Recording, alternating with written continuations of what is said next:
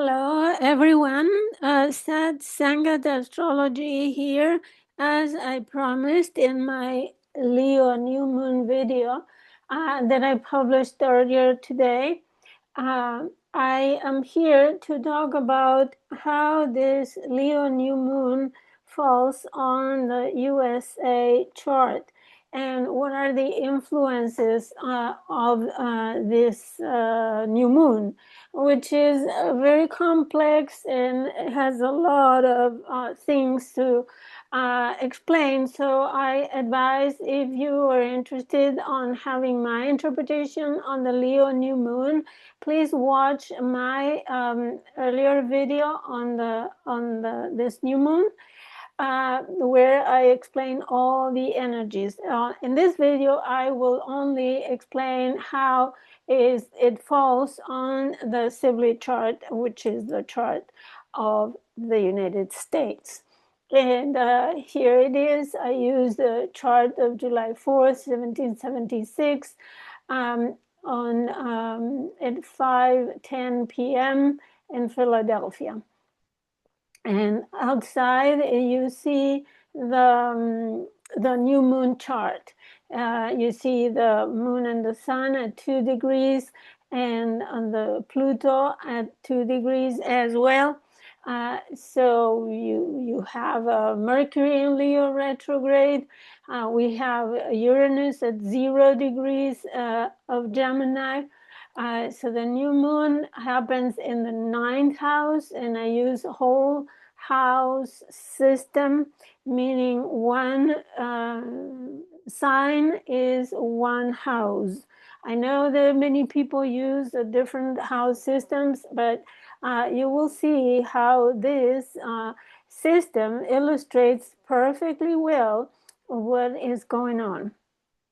So we will talk about the 9th house for the new moon. We will talk about the 3rd house for Pluto, and for the 5th house, the 5th house for Saturn and Neptune, and the 7th house for Uranus. And in addition to that, we will talk about the 10th house and the 4th house, where the eclipses are happening for a year and a half, starting in January 2025 and going, well, in fact, the eclipses started last year in September with the first eclipse in Pisces. And we'll see that how this affects the chart. So the 10th house, which is the government in power, the party in power. The 4th house is the people, the land, and much more. But I will keep it succinct, and I will concise, and I go interpretation very basic, so you know what we're talking about. First of all, the sun and moon in Leo in the 9th house. And the 9th house for the country is foreign affairs, foreigners, celebrities, because it's Leo, right? So this new moon will highlight all these themes: foreign affairs, foreign celebrities, the chancellor, international law, tariffs, shipping, especially long distance shipping and travel, trade, foreigners, airlines, publishing industries, international communications, and higher education in the schools of higher education, universities, and the research to expand knowledge that the universities do, professors, and all the professions in the higher education and the law schools. All those themes are concentrated in this new moon. Something important starts with for example, foreign affairs, um, and everything that is foreign will be highlighted with this new moon in Leo for this country. So remember that the moon cycle develops as the moon progresses towards the waxing square, the full moon. You need to watch my previous video where I explain on the chart specifically. As I said, here I'm only speaking about how it falls on the Sibley chart. So Pluto and Aquarius, we will have that for 20 years in the third house, whole sign house system. And this Pluto highlights transformation and empowerment of everything that is communications, propaganda, rumors, information, either fake news or not fake news, and especially secrets, right, that come to light in communications, in the press, and journalism, the social media networks, and communication devices. The post office as well. It is involved in this transit of Pluto. So there is already talk about the transformation of those things, especially for journalism. There is a threat on freedom of speech, and so public opinion will be transformed completely. The ideas that people had before will be changed by Pluto. Everything that is transportations, either cars, the metro, the roads, the river and railways. Language, right? The new president already by decree established that the English is the official language of the country. And then the third house also relates to neighboring countries and deals with neighboring countries. So that is under transformation as well. But since the third house has that essence of relatives and people who form the family, right, is also the states forming the union. Every state is like a sibling, right? So that is also Pluto in Aquarius. So all those things will be transformed and transmuted by the transit of 20 years of Pluto in Aquarius. Now we have Uranus in Gemini, and this falls in the 7th house. So it is said and repeated so many times. Every time that Uranus is in Gemini, the United States has been under war, any war, right? The Independence War, etc., etc. So Uranus in Gemini highlights surprise news from the allies or public enemies, surprise and unexpected news regarding partnerships, also outlaws and fugitives not imprisoned, expected war or peace, so whether one or the other, that is shown in the 7th house. Treaties, agreements, and international warfare. So Uranus in Gemini, most probably, if not add the conjunction with the Mars, the native Mars of the Sibley chart, probably before when it joins the descendant, or at some point there will be some conflict. So it's almost written in the sky. Anyways, Mars in Virgo. And here is when we see most of what is going on with the politics, because Virgo is the 10th house, and it represents the maximum authority, the head of states, be it, in this case, it's the president, but in other states, the 10th house represents the king or the prime minister, right? In this case, represents um, the president. So it is the most powerful house for a country. And Mars is conjunct the South Node, where all the South Node eclipses are happening this year.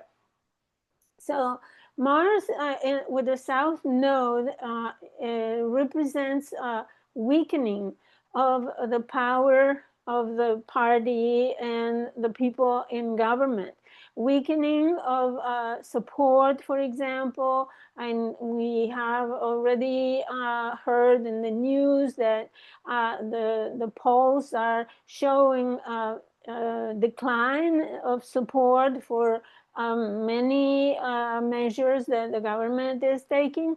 So it weakens the power of the presidency, of the head of the state, and also the party in government is debilitated by the South Node.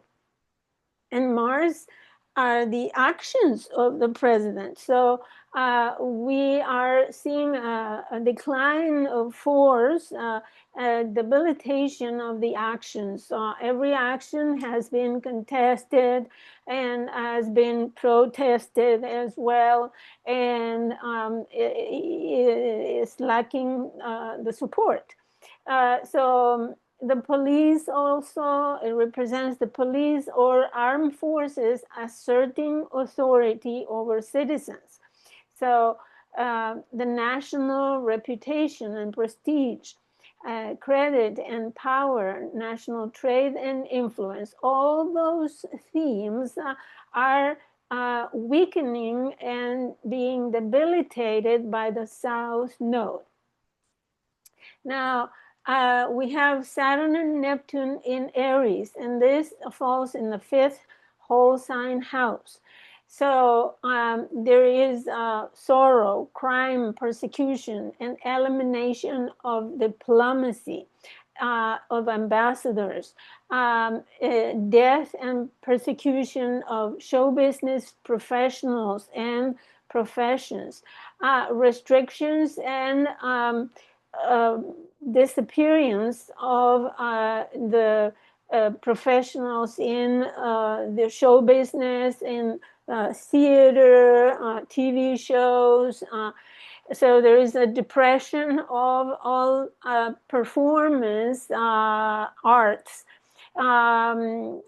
entertainment. There is a depression of entertainment, and people are less happy and less willing to enjoy themselves because of the crisis that people are living through. So restrictions on public places of enjoyments like parks and recreation centers. If it is not restricted by authorities, people themselves restrict themselves going to those places. And also restriction of the access to publicly owned state buildings or federal buildings. To national art galleries, for example.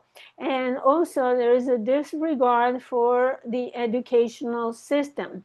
Also, there are the emergence of problems involving women, also crime, vice, distress, and immorality against children. So all those things, we already see them developing, but this Saturn-Neptune conjunction in February in Aries will bring more of these themes.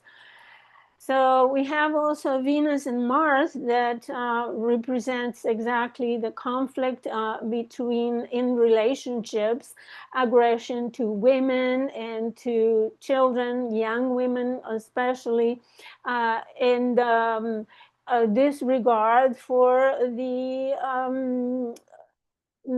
peace and harmony.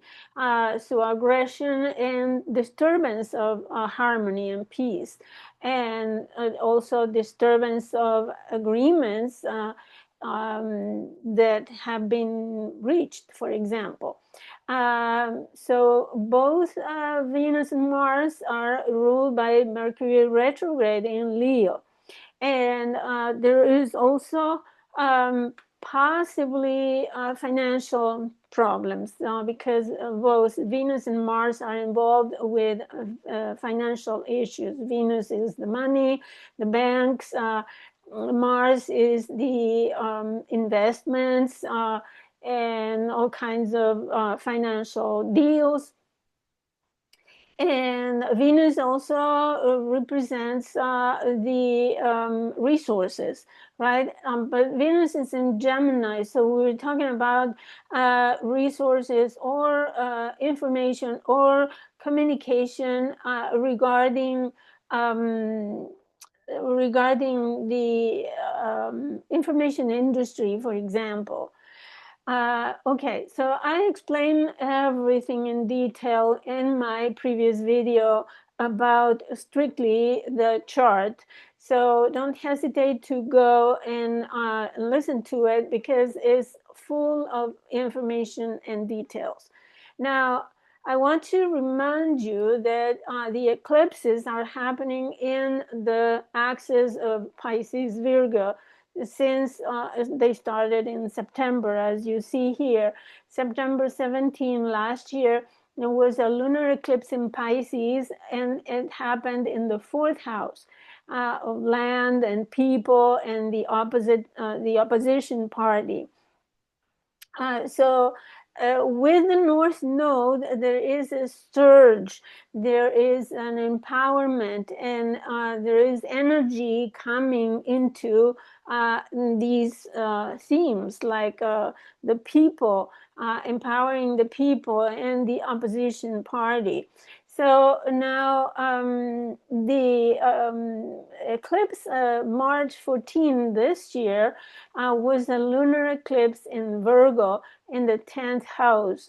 And on contrary to the previous eclipse, this is a weakening because it is in the south node. So this eclipse is debilitating the power of the party in government and the party in power and the maximum authority of a country, the 10th house. Also, weakening of the prestige and the renown or the reputation of the country is weakening. And you can ask any other country in the world, and they will tell you that they do not estimate the United States as they had before. Talk about Europe or European people, and you will hear that. So not following the agreements, the alliances, failing to comply with any agreement, and all of that has left many other countries, in the vacuum. So trying to solve the problems by themselves. So the next eclipse was March 29, 2025, and that happens in the fifth house of Aries. It was a solar eclipse in the fifth house. And that is out of the range of Virgo Pisces, but it was with the North Node as well. So next eclipse, September 7th, is a lunar eclipse again in Pisces in the fourth house. Again, this is a surge of the people, empowerment of the opposing party. So, and here I'm just talking strictly astrology, interpreting the basic meaning of everything. So this is not politics or anything like that. It's just reflecting the interpretations on the chart. The next eclipse will be September 21st, 2025, and is a solar eclipse in Virgo. It is a new start in the sign of Virgo. Is the 10th house, is the south node, and is, as I said, weakening, debilitating, diminishing reputation, the power and the prestige of the country, and especially the head of the state and the authorities in charge. So South Node transiting Virgo is transiting the 10th house, debilitating those themes associated with the 10th house. So my reference come from the book of the houses, Temples of the Sky by Deborah Holding. And the chart that I showed is from Solar Fire.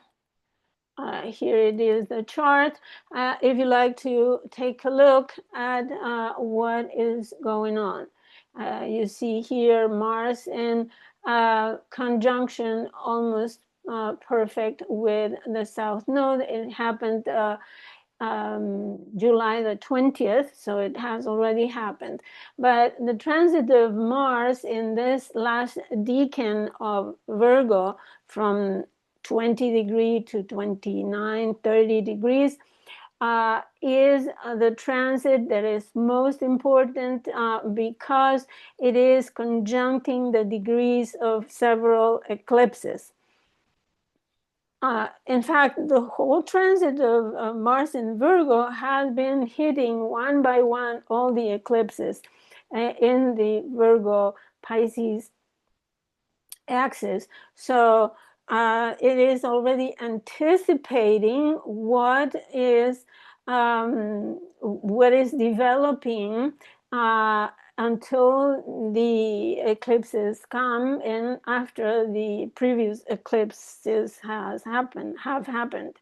So, and pretty soon, Mars, in a few days, a couple of days after the new moon, Mars will also conjoin Neptune, which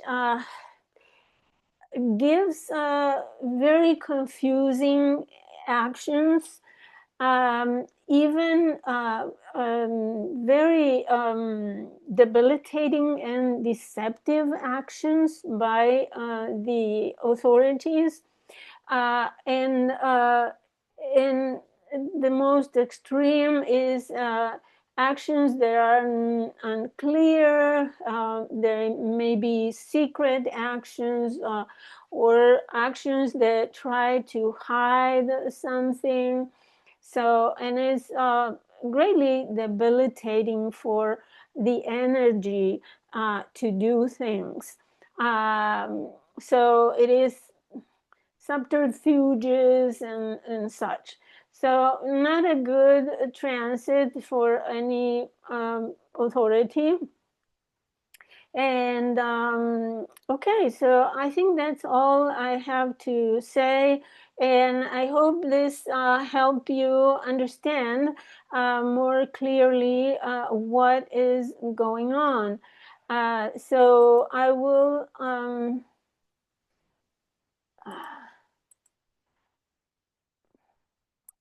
I'm going to show you the end of my contact information because you can order your reading by writing to this email on the screen. And you can visit my blog, satsangatastrology.blogspot.com.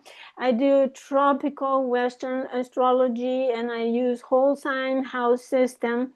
And in my blog, I have several articles regarding the the small triangle, the small trine between Uranus, Pluto, and Neptune, Saturn.